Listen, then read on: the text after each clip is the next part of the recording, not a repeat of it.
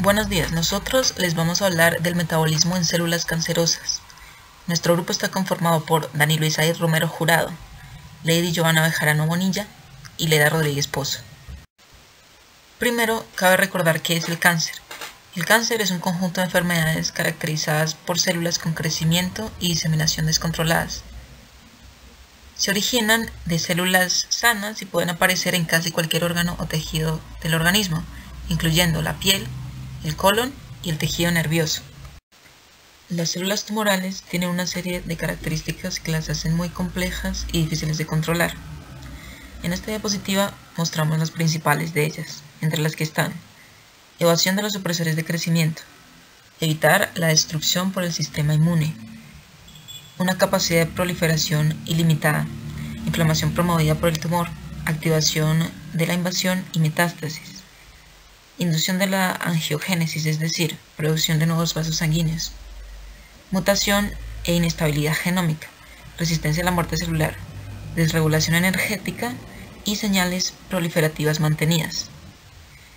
En esta presentación nos vamos a enfocar en la desregulación energética, que más que desregulación energética es una reprogramación del metabolismo celular. Un concepto muy importante para hablar en esta presentación es el tema de la glucólisis. En esta, la glucosa entra a la célula por una serie de transportadores particulares y a través de una serie de reacciones catalíticas se transforma en piruvato. En este proceso se dan bajos niveles de energía.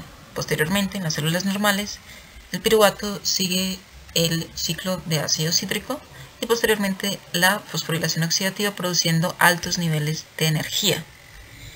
Cuando este piruvato se encuentra en ausencia de oxígeno, se produce fermentación láctica.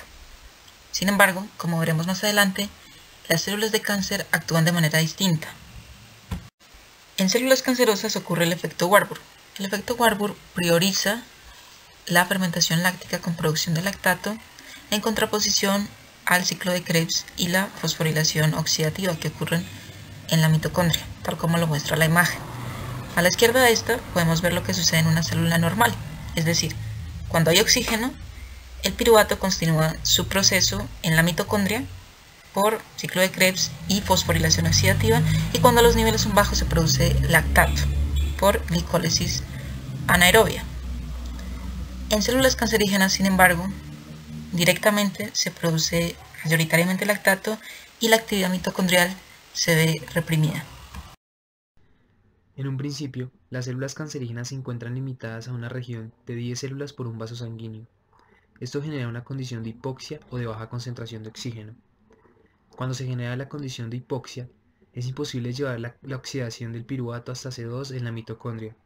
Es por esta razón que las células cancerígenas dependen solamente de la glucólisis para generar energía o ATP.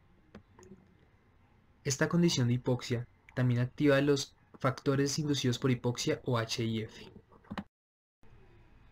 Los HIF o los factores inducidos por hipoxia son proteínas que actúan al nivel de RNAs mensajeros, que lo que hacen es estimular la producción de enzimas glicolíticas como la exoquinasa y de transportadores de membrana de glucosa como la GLUT1. Las células cancerígenas entonces, por medio de los factores inducidos por hipoxia, aumentan la glucólisis. La glucólisis aumenta porque hay una mayor cantidad de glucosa que está ingresando a la célula. Esto se da porque los factores inducidos por hipoxia aumentan las concentraciones de GLUT1 y GLUT3, que son los transportadores de membrana de glucosa, y que permitirán entrar una mayor cantidad de glucosa a la célula. Esta glucosa tiene que ser fosforilada. Por esa razón, el HIF también aumenta las concentraciones de exoquinasa para poder fosforilar la glucosa y llevar la glucosa 6-fosfato. Las células cancerígenas tienen su materia prima para formar nuevas células y generar su crecimiento a partir de la glucosa 6-fosfato.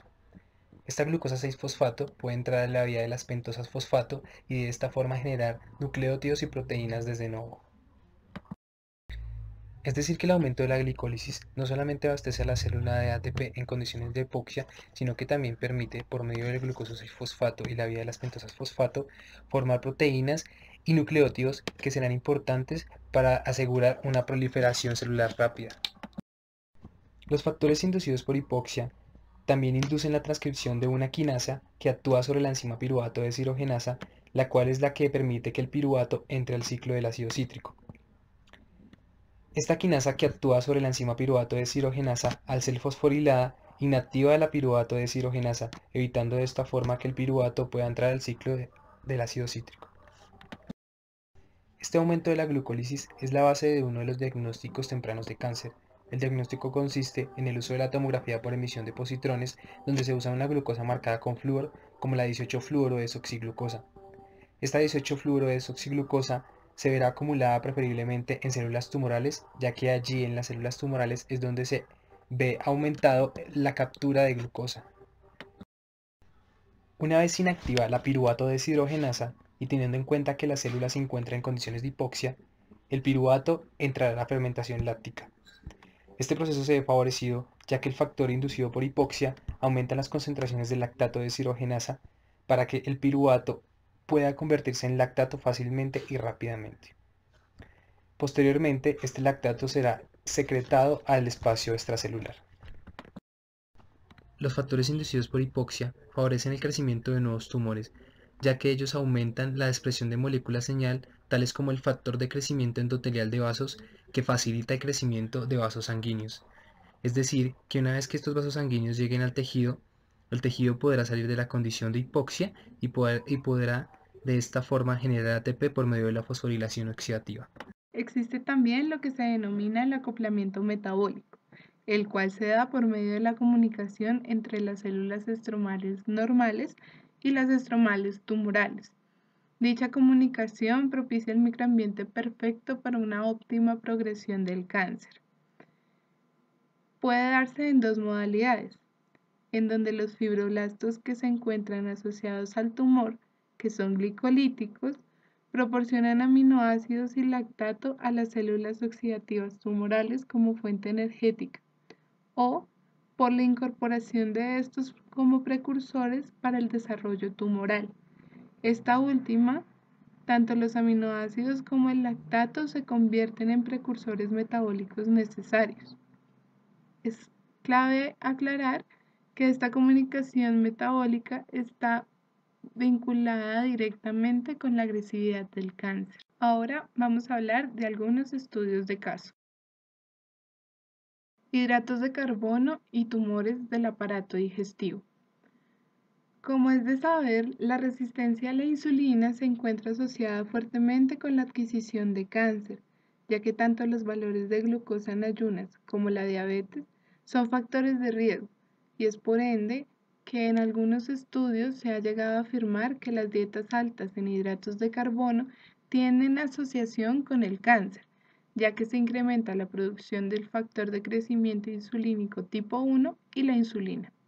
Las alteraciones en el metabolismo de la glucosa afectan, obviamente, al hígado, lo que se refleja en las personas diabéticas, donde el riesgo de la enfermedad crónica hepática no alcohólica y el carcinoma hepatocelular es casi el doble de frecuente. El páncreas es otro órgano susceptible de ser afectado por los hidratos de carbono ingeridos, ya que tanto la ingesta de alimentos que provoca una alta carga glucémica como los alimentos ricos en sacarosa incrementan el riesgo de desarrollar cáncer de páncreas, y este se incrementa aún más cuando la población posee sobrepeso y sedentarismo.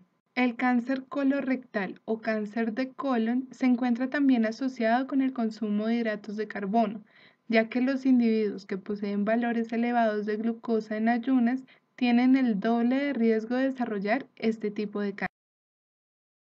Todos los alimentos ricos en hidratos de carbono, los que muestran mayor asociación con el riesgo de desarrollar cáncer, son el pan, los cereales no integrales, las papas, los dulces, el azúcar refinado, mientras que los alimentos que tienen un efecto protector son los vegetales crudos o guisados, las frutas y el pescado. Los estrógenos y el cáncer de mama.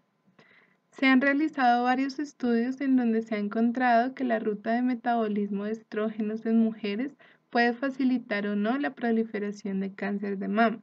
Estamos hablando de la 2-alfa-hidroxiestrona y la 16-alfa-hidroxiestrona. La primera es una ruta inhibidora de la proliferación celular con acción antiestrogénica, es decir, en ella se pierde gran parte de la potencia estrogénica y por ende la capacidad proliferativa y eventualmente carcinogénica. La segunda, la 16-alfa-hidroxiestrona, es lo opuesto, ya que esta estimula la mitosis y se ha demostrado que los estrógenos metabolizados en esta ruta tienen efectos genotóxicos sobre las células blanco. Se ha descubierto que la forma de metabolizar los estrógenos se encuentra fuertemente asociada a la dieta, ya que en dietas hechas a base de soya, vegetales crucíferos y lignanos, el metabolismo de estrógenos es dirigido a la ruta 2-alfa-hidroxi, mientras que las dietas ricas en grasas animales, azúcares y almidones refinados dirigen el metabolismo hacia la ruta 16-alfa-hidroxi.